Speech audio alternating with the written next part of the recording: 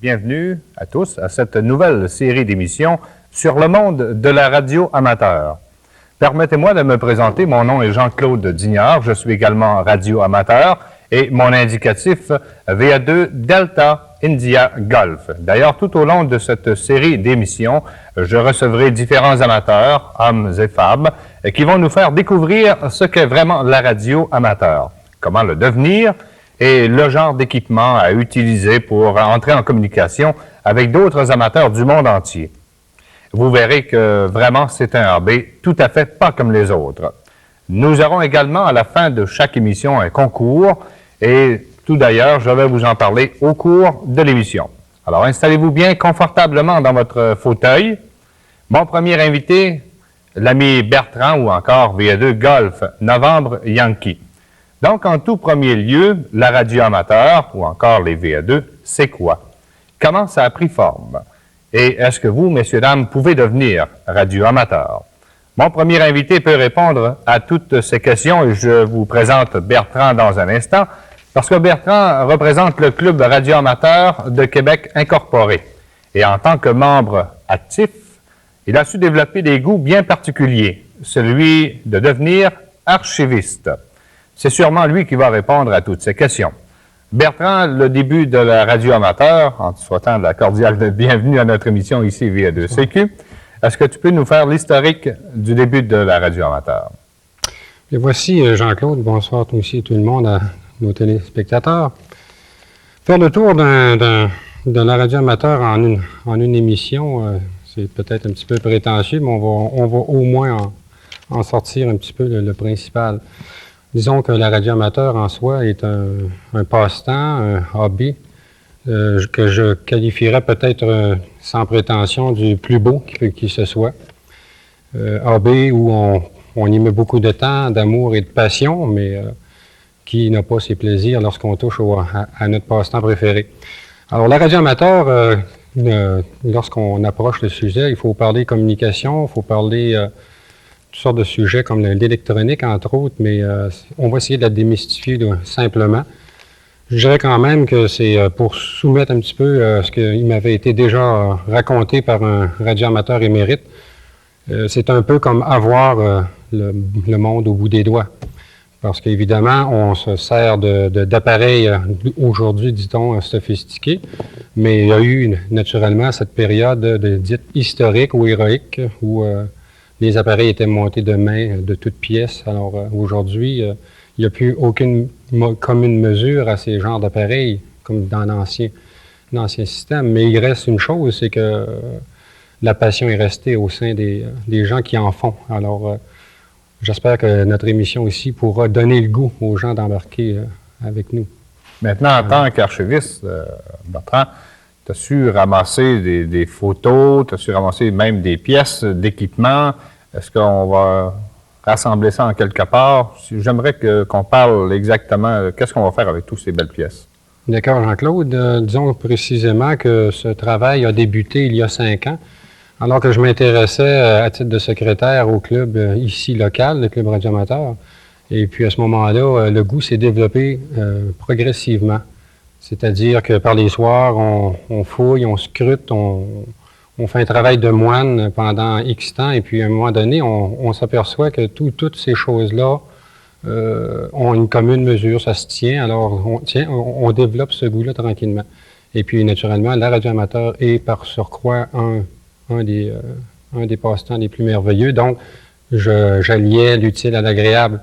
Mais mes soirées, j'en ai passé plusieurs, beaucoup plus à communiquer avec mes papiers qu'avec les gens, mais quand même, aujourd'hui, ça donne quelque chose. Notre club ici a ses archives et on en a de déposés, on en a un petit peu partout aussi chez certains amateurs qui se prêtent à nous soit nous les prêter lorsque c'est le temps, lorsque des grands événements. Et aussi, ça a demandé beaucoup de temps, comme je le disais, Mais il reste qu'au bout de tout ça, ça nous raconte. C'est un petit peu c'est la mémoire de notre association, de notre confrérie aussi, parce qu'il faut le dire que c'est très fraternel, la radio amateur réunie de toutes sortes de métiers, toutes sortes de professions et d'intentions. Alors, maintenant, Bertrand, quand on dit qu'on dépose nos archives, j'aimerais qu'on précise peut-être un petit peu plus. OK. Où on les a déposés, qu'est-ce que ça signifie exactement de déposer des archives? C'est pas simplement un individu ou un club qui a décidé de ramasser des pièces hétéroclites de gauche et à droite et puis d'en faire un petit musée. J'aimerais pour le plaisir de nos téléspectateurs, qu'on approfondisse. Bien, peut-être, juste pour expliquer succinctement, c'est que le club dispose présentement d'une entente protocolaire avec la bibliothèque Gabriel-Leroy de la Ville de Québec. Et naturellement, notre club est né ici, le club local est né d'une intention depuis 1926. On a fêté notre 60e il y a quelques années. Alors, il y a des gens qui sont intéressés, et puis vu qu'ils avaient pignon sur rue à Québec, alors ils ont tout simplement décidé de former une association, se donner des buts, et puis ça a donné cette magnifique association qu'on appelait dans le temps Radio Club de Québec. Et ces archives-là, maintenant, sont conservées. Et on en reçoit de part et d'autre de différents endroits. Il y a des secteurs pour toutes sortes de types de supports, que ce soit de l'informatique, de la vidéo, documentaires écrits ou peu importe. Alors, toutes ces choses-là sont colligées et sont gardées sous bonne garde, disons, dans une voûte climatisée et le gros tralala pour pouvoir garder ce patrimoine. Et puis, on invite les gens d'ailleurs, nos téléspectateurs, à pouvoir se rendre là dans les heures de la bibliothèque et puis de faire valoir un petit peu leur intérêt. Parce que Dieu sait que plus on sera de gens à s'intéresser à la cause et plus notre passe-temps s'en portera que mieux. Alors, on te remercie beaucoup pour ces beaux éclaircissements. Et puis, si on passait directement maintenant à notre sujet précis, on a des photos, des belles preuves à l'appui du début du siècle. C'était quoi la radio amateur? Ça a commencé comment, Bertrand, exactement? On parle de communication mondiale, mais il y a un commencement à ça. OK. Jean-Claude, ce serait peut-être long d'énumérer toute la liste des précurseurs, mais à l'origine, la radio amateur était pas du tout disons, c'était pas du tout ce qu'on connaît d'aujourd'hui. Nos gens s'attardaient à beaucoup plus. C'était un autre secteur de communication ou encore d'électronique, parce que l'électronique est venue plus tard, vers les années 50, avec la découverte du expérimentation. C'est ça, exactement. Alors, c'est né je pense, de l'esprit d'expérimentation de plusieurs ingénieurs. On n'a qu'à penser à des grands noms, dont j'ai ici une petite liste, si vous me permettez, Jean-Claude. Je pense qu'il y a des noms ici que les gens vont reconnaître. On parle du début des années 1800. En 1831, Faraday, entre autres, qui a été un physicien anglais qui a découvert les courants induits électromagnétiquement. Alors, après ça, nous avons eu des gens comme Henry, Maxwell, Hertz, Branly, De Forest, Marconi qui est bien connu aussi. Alors, c'est avec cette pléiade, je dirais presque d'artistes, mais aussi de pionniers, qui nous ont permis aujourd'hui d'en arriver à un produit qui est vraiment de qualité et naturellement qui fait figure de proue à travers le monde entier aussi, parce qu'il faut dire qu'on a une représentation formidable auprès de la société et la gente du public. Aujourd'hui, on peut se vanter quand même d'avoir un produit qui est bien taillé, bien organisé et puis structuré, ce qu'on n'avait pas au début du siècle. D'ailleurs, on a vu quelques photos à l'instant tantôt. C'était vraiment des équipements superbes, des équipements assez pesants. Et puis maintenant, on peut se promener avec des appareils à la ceinture ou encore dans le véhicule automobile et contacter des stations du monde entier. Exact. Si on poursuit un petit peu en parlant de la façon de devenir radio amateur, il y a sûrement différentes façons, différentes facettes. Oui, OK. Au niveau radio amateur, on en a pour tous les goûts, en fait. Il y a des gens qui désirent faire de l'expérimentation, ils vont y trouver leur compte avec le développement de différents appareils. Aujourd'hui, on retrouve l'informatique mélangée à la radio amateur et inversement proportionnelle. Il y a une entraide qui se fait et puis on développe naturellement des nouveaux produits. Et on parle d'informatique, on parle de systèmes par satellite, entre autres. Ça, c'est drôlement intéressant pour ceux qui peut-être ont déjà des coupoles chez eux. Les téléspectateurs comprennent le principe. Alors voilà, ça, c'est en soi, c'est une des façons. On va parler aussi du volet, à la radio amateur, du volet type communication. Je pense que c'est celui que les gens connaissent le plus. Au même titre que d'autres personnes dans la voiture vont communiquer avec d'autres types d'appareils. À ce moment-là, tous ces appareils ont été finement organisés et puis ont été, si tu veux, situés dans le temps et l'espace. C'est tout à fait normal parce que gérer ces appareils-là, veut pas, les gens pourraient se produire beaucoup de collisions sur l'air au même titre que sur la route. Alors, il fallait gérer tout ça. Puis aujourd'hui, on retrouve aussi la télévision amateur aussi. Il y a même un volet que les gens ici à Québec ont développé au niveau télévision amateur. Drôlement intéressant aussi. Nous avons beaucoup de ces choses qui aujourd'hui s'appliquent aussi à la radio amateur, telles que communication par paquet. Ça aussi, ça a été développé. Ici à Québec, on peut se trouver bien chanceux. On a de très bons équipements qui sont entretenus aussi par notre personnel, disons. C'est nos gens qui croient aussi fortement en la radio amateur qui aident. Sinon, le support ne serait pas possible et puis on les en remercie. Donc, si on regarde à partir du début, il y a eu quand même ces artisans, ces artistes, comme on se plaisait tantôt à les nommer, qui ont su et mettre en évidence différentes techniques de transmission. Et puis, ça a sûrement créé un embouteillage à un certain moment donné. Donc, il a fallu qu'il y ait des réglementations, il a fallu qu'il y ait quand même, pas un genre de police, mais quand même qu'on se dise, on s'en va sur certaines bandes de fréquences. Et puis, est-ce que tu pourrais peut-être nous parler du début? Oui, Jean-Claude, si on veut expliquer un petit peu ce processus, c'est que au début du siècle, comme la photo peut-être nous a montré tantôt, le monsieur était assis devant une boîte cylindrique et puis ça, c'est à l'état, je dirais, des premiers et des prémices. À ce moment-là, il faut dire que peut-être aujourd'hui, si on se replace, c'est sûr que l'événement en soi, au début du siècle, c'était quelque chose d'épouvantable, de transmettre d'un continent à l'autre. Mais à un moment donné, il faut dire qu'au tout début, c'était des écouteurs d'ondes courtes. C'est des gens qui avaient, même on devait payer une licence pour avoir notre propre radio et l'écouter chez soi. Alors, on retrouvait sur ces radios ce qu'on appelait soit des conférences, des concerts. Ça venait d'un petit peu partout. Alors, c'était des stations de type commercial qui transmettaient à gros pouvoir. Et maintenant, on a tranquillement, pas vite, développé sur d'autres types de fréquences. Mais naturellement, l'avènement ou l'intérêt accru a fait qu'il a fallu à ce moment-là se prendre en main. Et il y a une commission qui a été créée vers les années 29-30. Et puis, cette commission-là a permis de mettre de l'ordre dans tout ça. Alors, c'est pour ça qu'aujourd'hui, on retrouve différentes avenues dans la radio amateur et elles ont tous des fréquences attitrées particulières.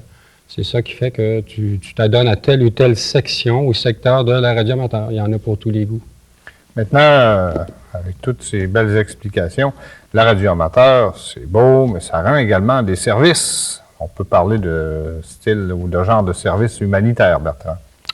Oui, Jean-Claude, ça, c'est indéniable. La radio amateur, aujourd'hui, est rendue à un point que c'est un service au public aussi. On le dit et puis on ne se gêne pas pour le dire.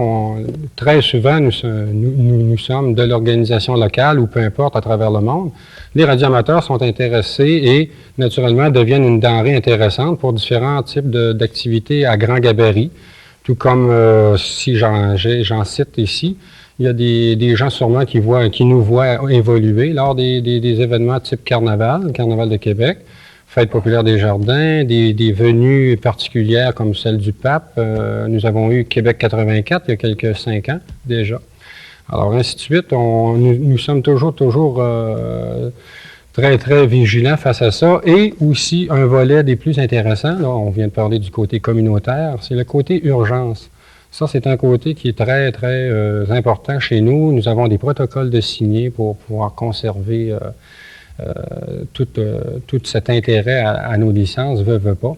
Et puis, aujourd'hui même, on peut dire qu'il ne se passe pratiquement pas de journée où un radioamateur n'aide pas quelqu'un, que ce soit pour différentes raisons de bris mécaniques sur l'autoroute ou peu importe. Les gens qui ont des balayeurs de fréquence pourraient nous entendre et puis les services publics de type prioritaire comme la Sûreté du Québec ou peu importe sont au courant de nos services. Et puis déjà là, on n'a plus besoin presque de le faire valoir.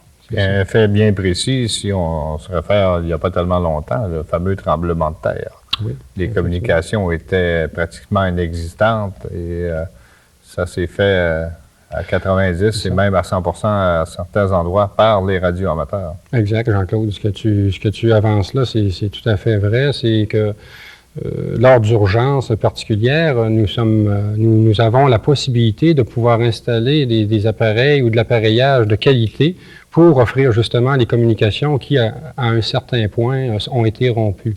Alors, on parle du Mexique, on peut parler de d'autres cas, ça a été le Pérou.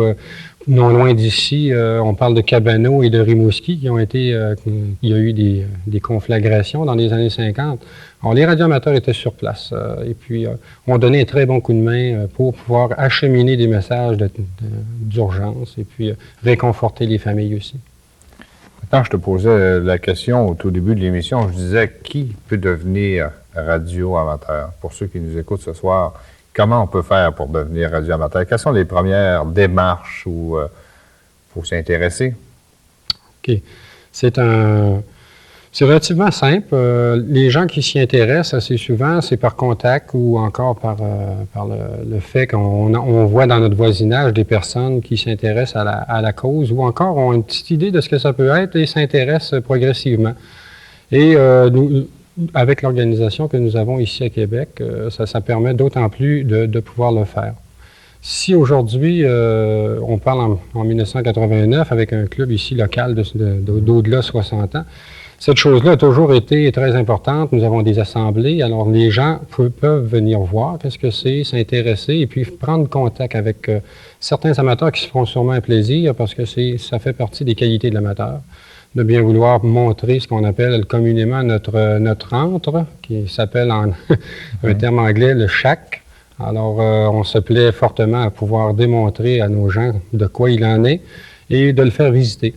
Et après ça, l'intérêt, l'engouement vient, le petit mystère en arrière de la boîte, là, il s'éclaircit, puis les gens s'intéressent. Et je crois aussi il y a un comité de parrainage qui peut toujours qui est déjà en place. Et puis, veut pas, le cheminement se fait. Et les âges, il n'y en a pas, on n'en parle pas. Il y a des radioamateurs à 10 ans, il y en a à 20 ans, à 60 ans. C'est vraiment je dirais du 7-77, un peu comme d'autres bandes dessinées. Là.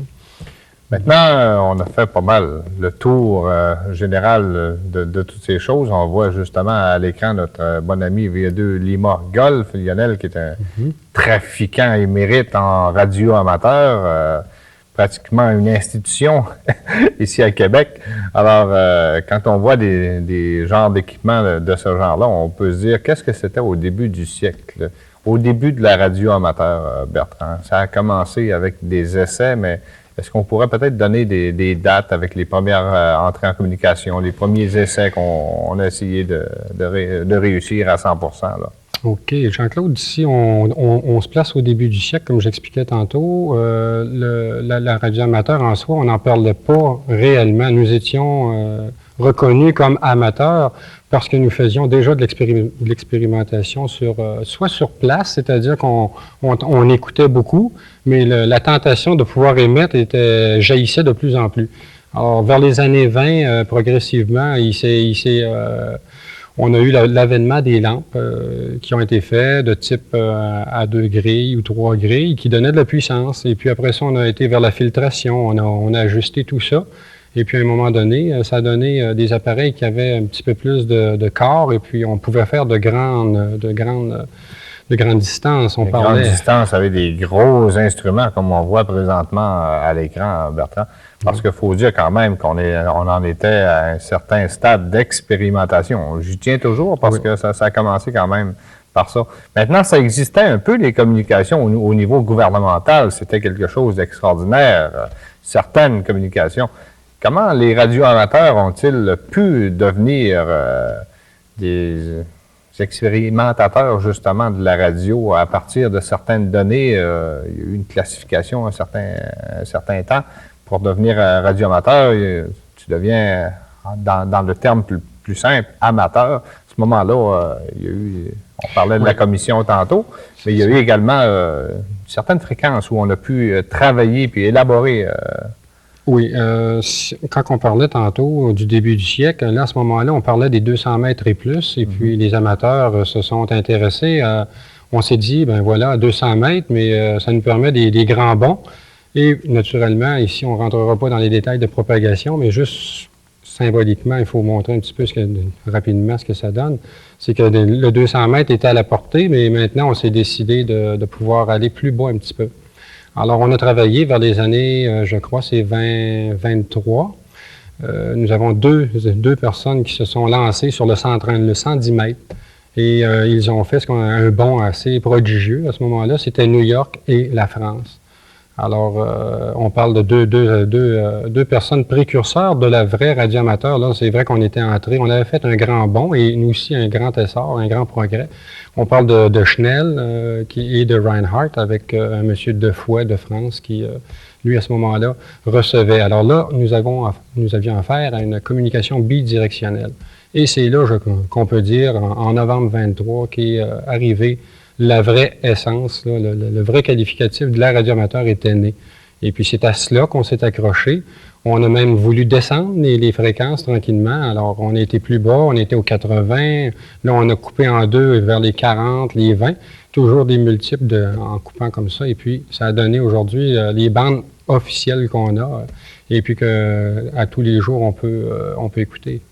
Maintenant, au cours de la dernière guerre mondiale, ça a pris une ampleur extraordinaire. La télégraphie sans fil, les messages codés, tout ce genre-là. On pourrait parler peut-être un peu des services rendus au cours de ces conflits. Oui, au cours des conflits, il faut ajouter une chose, c'est que il n'était pas question pour les radioamateurs de pouvoir émettre, on leur retirait leur licence. Cependant, ce fut la cible idéale pour les gens de la défense. Et à ce moment-là, on a vu entrer massivement les radioamateurs ou les gens qui étaient radiotéléphonistes ou téléphilistes. On les a vus entrer à ce moment-là dans l'enrôlement, soit aux États-Unis ou ici aussi lorsqu'on a déclaré. On s'est joint au conflit. Et à ce moment-là, on a vu réellement les radioamateurs vraiment là, travailler du côté de ce qu'on appelle la télégraphie par code Morse. Parce qu'évidemment, c'était des messages codés de façon à pouvoir être intelligibles pour le commun mortel. On passait tout par là et les radioamateurs ont eu à se faire valoir. Et aujourd'hui, on en retrouve de ces gens-là qui ont communiqué la fièvre du temps. Et ça se faisait avec des appareils tout à fait épouvantable, à étincelles, ça semble-t-il, qu'on m'a dit parce que je n'étais pas là. Mais Dieu sait que ces appareils-là étaient tout à fait casse-pieds aussi parce qu'il fallait vraiment, ça prenait très large de bande. Puis au début, également, c'était en Morse, en CW qu'on appelle. Et puis quand on parlait tantôt, j'ai fait la présentation, je disais à tous les téléspectateurs, il y a 2 Delta India Golf. Les lettres alphabétiques, les lettres phonétiques représentent quand même une utilité au niveau de la radio amateur. Juste en terminant, on pourra peut-être en parler. OK. Les lettres qu'on retrouve aujourd'hui nous sont données ou octroyées par une contrepartie, une quote-part annuelle. Maintenant, c'est pour identifier le poste en soi. C'est une valeur sûre. Ça représente spécifiquement le poste ou la station qui est sur l'air. Et elle se doit de s'identifier à tout moment, au moment de l'emploi de la communication. Et ces appareils-là, je veux dire, la façon d'aujourd'hui, comment c'est organisé, c'est que le ministère octroie ces lettres-là. Dans le temps, c'était aussi un peu pareil, mais c'était peut-être moins stylisé. Aujourd'hui, on retrouve les lettres VE pour identifiant spécifiquement la province et le lieu, ainsi que le 2 pour la province et l'indicatif final pour personnaliser la station. Donc, il n'y a pas 2 stations qui ont le même indicatif, il n'y a pas à y penser. Absolument. Alors, on peut voir d'ailleurs à l'écran la carte du monde qui nous démontre également différents préfixes parce qu'on dans différents pays. Alors, c'est toutes des petites choses qui, au cours de toutes nos émissions, Bertrand, nous allons pouvoir en faire le tour bien aisément, bien tranquillement.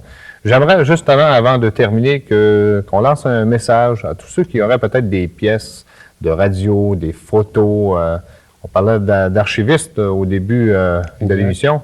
Tu t'en claireras sûrement pas ce soir non plus. Alors, je te laisse le mot de la fin pour demander à tous les gens de te faire parvenir différentes pièces. OK. Alors, s'il y avait des téléspectateurs intéressés à faire valoir les trésors qu'ils peuvent avoir dans leur grenier ou peu importe, de nous le faire savoir ici au club par le biais du téléphone. Nous avons d'ailleurs une ligne téléphonique. Vous laissez le message s'il le faut et puis nous allons nous faire un plaisir de vous rappeler. Et soyez assurés que ces documents ou instruments, ou ne serait-ce que de jaser d'histoire ou peu importe, ça me ferait un extrême plaisir. J'en mange toujours de toute façon.